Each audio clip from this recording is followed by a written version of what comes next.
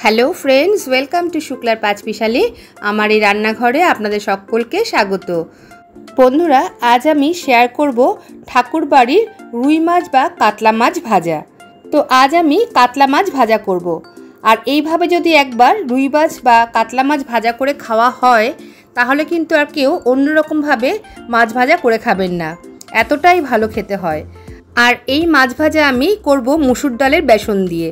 তো আপনারা আমার সঙ্গে থাকুন আর দেখতে থাকুন। প্রথমে আমি কড়াইয়ের মধ্যে দিয়ে দেব একটু দারচিনি, 3টে এলাচ, 3টে লবঙ্গ আর একটু গোলমরিচ।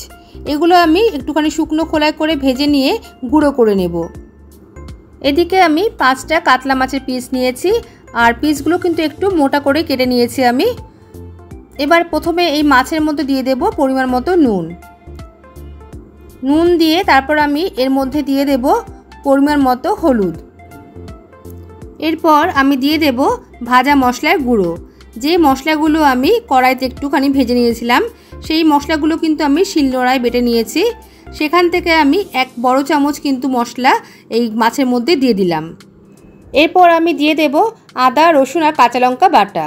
এখানে আমি 1 ইঞ্চি মতো আদা, 4-5 কোয়া রসুন আর 3টে কাঁচা লঙ্কা কিন্তু বেটে নিয়েছি। আর দিয়ে দিচ্ছি এবার পেঁয়াজ বাটা।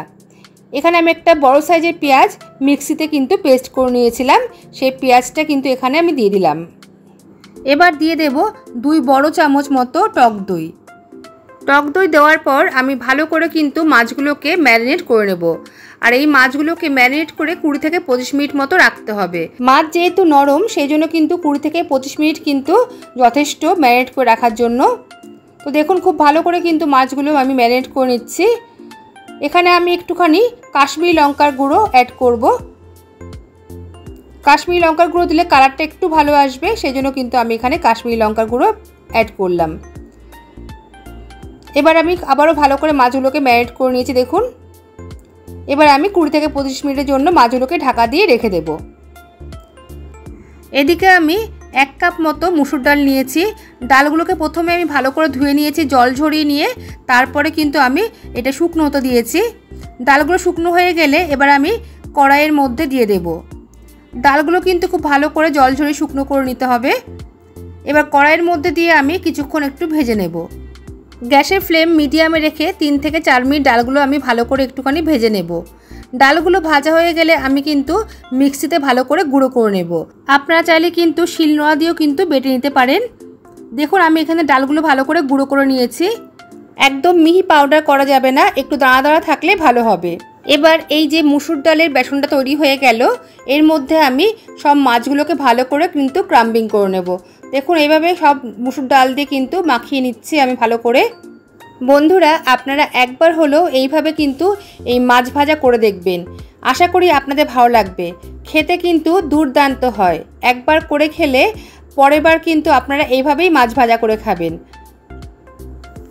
দেখুন খুব ভালো করে কিন্তু কোটিংটা হয়ে গেছে। এবার আমি সব মাছগুলো কিন্তু একইভাবে ক্রাম্বিং করে নেব এই মুসুর ডালের বেসনের মধ্যে। দেখুন সব মাছগুলো কিন্তু আমি এই মুসুর ডালের বেসনের মধ্যে কিন্তু ক্রাম্বিং করে নিয়েছি। আর এই ক্রাম্বিংটা কিন্তু খুব ভালোভাবে করতে হবে। এদিকে আমি কড়াইয়ে তেল বসিয়ে দিয়েছিলাম। তেলটা খুব ভালো করে গরম হয়ে যাওয়ার পর আমি গ্যাসের ফ্লেমটা একদম কম করে দিয়েছি। তারপর কিন্তু 2টো মাছ আমি ছেড়ে দিয়েছি। মাছগুলো দেওয়ার পর আমি একটা সাইড কিন্তু 2 থেকে 3 মিনিট হতে দিতে হবে। আর অবশ্যই কিন্তু গ্যাসের ফ্লেমটা একদম কম করে রাখতে হবে। এবার আমি 2 থেকে 3 মিনিট পর মাছটাকে আমি উল্টে দিলাম। একটু সময় ধরে কিন্তু এই মাছগুলো ভাজতে হবে। এর ফলে কি হবে, ভেতরটাও কিন্তু খুব ভালোভাবে কুক হবে।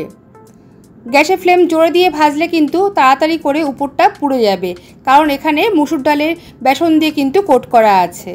দেখুন এখানে মাছ দুটো আমার ভালো করে ভাজা হয়ে গেছে। এবার আমি তুলে নিচ্ছি। দেখুন কত সুন্দর কিন্তু ভাজা হয়েছে মাছটা। উপর থেকে কিন্তু একদম মুচমুচে হয়েছে আর ভেতর দিকটা কিন্তু একদম সফট আর জুসি হয়েছে। এবার আমি আরও 2টো মাছ এভাবে ভেজে নিচ্ছি। সব মাছগুলোই আমি এভাবে ভেজে নেব। তো বন্ধুরা দেখুন এখানে সব মাছগুলো কিন্তু আমার ভাজা হয়ে গেছে। এইভাবে মাছ ভাজা করে আপনারা কিন্তু শুধু শুধু খেতে পারেন কাসুন্দি দিয়ে। আবার গরম ঘি ভাতের সাথে বা গরম ডাল ভাতের সাথে কিন্তু দুর্দান্ত লাগবে এই মাছ ভাজা খেতে। আমি আপনাদের ভেঙে দেখাচ্ছি। উপর থেকে কিন্তু একদম মুচমুচে ক্রাঞ্চি হয়েছে আর ভেতরটা কিন্তু সফট আর জুসি হয়েছে। দেখুন কত সুন্দর মাছ ভাজাটা হয়েছে। তাহলে বন্ধুরা আজকের এই মাছ ভাজা রেসিপি কেমন লাগলো অবশ্যই কিন্তু জানাবেন লাইক কমেন্টের মাধ্যমে। ভালো লাগলে শেয়ার করবেন আর চ্যানেলটি সাবস্ক্রাইব করে আমার পাশে থাকবেন। পাশে থাকা বেল বাটনটা অবশ্যই ক্লিক করবেন, সঙ্গে অল বাটনটাও কিন্তু ক্লিক করে দেবেন। তাহলে যখন নতুন কোনো রেসিপি আমি আপলোড করব সবার আগে আপনাদের কাছে নোটিফিকেশান পৌঁছে যাবে। তাহলে বন্ধুরা আজ এই পর্যন্তই, আসবো আবার অন্য কোনো রেসিপি নিয়ে। সবাই ভালো থাকবেন, সুস্থ থাকবেন। সবাইকে আজকের মতো টাটা।